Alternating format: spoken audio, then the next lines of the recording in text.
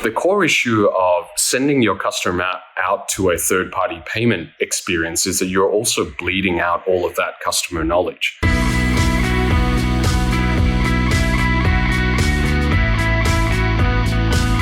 Welcome to Velocitize Talks. My name is Andy North, and my guest today is Willie Pang, CEO of Limepay. Willie, thank you so much for being here. Oh, thank you for having me, Andy.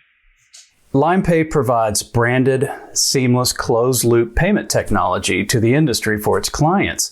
Tell us about Limepay and what sets it apart in the marketplace.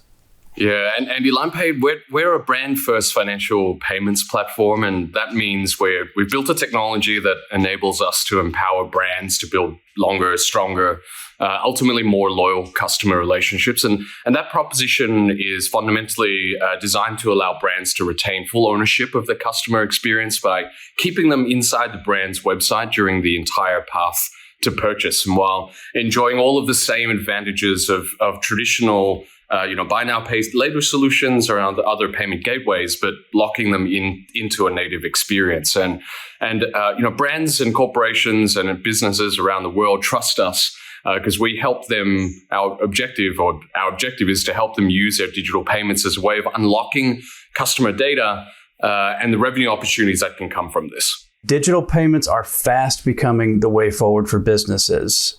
What do you see on the horizon? What's the next step for the digital payment industry? What opportunities and challenges do you see coming over the next 2 to 3 years? Through the COVID experience, a lot of the behaviors that we've developed, I think they're going to stick.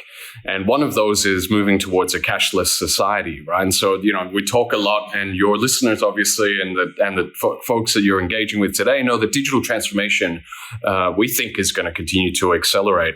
And those lasting impact of the changes will mean that from a payments perspective, the expectations of the consumer or potentially a business, they're changing too. And so they're looking for more seamless experiences as part of that, because there's the growth of digital wallets, the rise, and I'm not sure when it becomes a true mainstream reality, but things like digital currencies and crypto.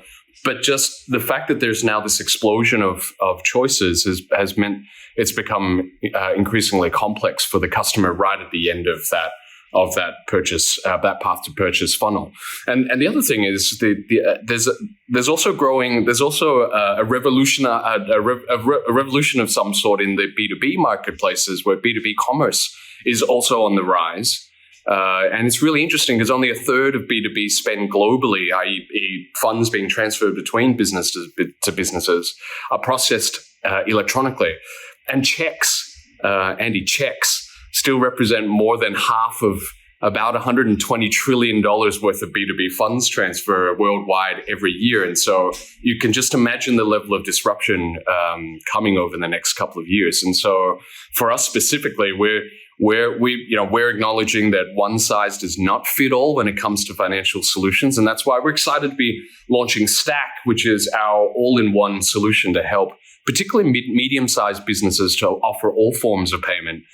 Credit cards and debit cards, digital wallet payments like Apple Pay and Google Pay, and the ability to pay in installments, or what consumers would know as buy now, pay later, all in one aggregated solution that's kind of low integration and easy for a business to integrate. What do you see as that gating factor that might be holding businesses back and clinging to that older technology as opposed to embracing B2B digital payments? And the sophistication and priority that business owners place on kind of owning that payments ecosystem. It's an interesting analogy here. Andy, I've come from a long history in digital media and digital experiences and the marketing advertising side of the game. And managed billions and billions of dollars worth of advertising spend for the world's largest corporations. And you spend all this time building experiences on the front end to capture customers, to bring them in, to tell them about products, to help them to come and buy our things. And then they get to a checkout, and all of that is like another world. And these two things have been incredibly disconnected. So I just feel like, hey, it kind of works. So from a business owner's perspective, the technology and the stack, it kind of works. And there's nothing fundamentally wrong with checks. It's just that it's slow and sometimes expensive. And so giving them an opportunity to unlock a bigger business benefit to optimize and take the data that they can get out of that payments ecosystem for use in their day-to-day business. I mean, that just hasn't been unlocked. So I think that if there was one gate, one catalyst, I think for us helping businesses to understand that opportunity is a big focus for us.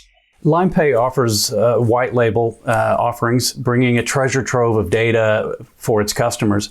Can you explain the white label program and why it's so beneficial for marketers? So there's this phenomenon which we call the checkout spaghetti. Andy, if you think about the last couple of pairs of shoes you bought online, or any other retail item, as you get to the end of the checkout, you probably notice that there are now sometimes 5, 6, 7, 10 different brands at the end. There's Visa and there's MasterCard and there's Affirm and there's Klarna and there's this and there's that. And there's Apple Pay, but then there's Google Pay. And so we affectionately call this the checkout spaghetti. And I think for marketers who spend so much of their time dealing with the customer experience, some marketers and call it, customer experience leaders, spend so much of their time dealing with the front end of this experience that at the end, they've forgotten that you're introducing all of this tension into that customer experience. And so, I think for us, solving for that is really critical. And in order to do so, I guess there's two ways that we view that problem. One is we think that, and we've seen it borne out in research from particularly retail banks as an example, is that consumers actually don't care about the payment brand, whether it be a PayPal or your bank or whatever. At the end of that experience, really all they want to do is click a button and get what they want to pay for. And so that's one insight. The second big insight is actually you and I, we love the brands that we buy from, whether that be Puma or Nike or Adidas or whatever it happens to be. And actually my loyalty is to the brand itself and not the functional benefits of the financial service provider. So I guess the original thesis on which we started the business was to unlock that insight and make it real for the consumer so that the consumer is doing business with the brand that they loved. And so that's how we've kind of designed all of our technology to allow for, in some ways, for the brand to own the CMS for payments, aggregating all of those solutions into a brand first touch point for their customer. How do you see brand promotion evolving through financial offerings in the future? We come back to the comment about the treasure trove of data for customers, right? Is that the core issue of sending your customer out to a third-party payment experience is that you're also bleeding out all of that customer knowledge.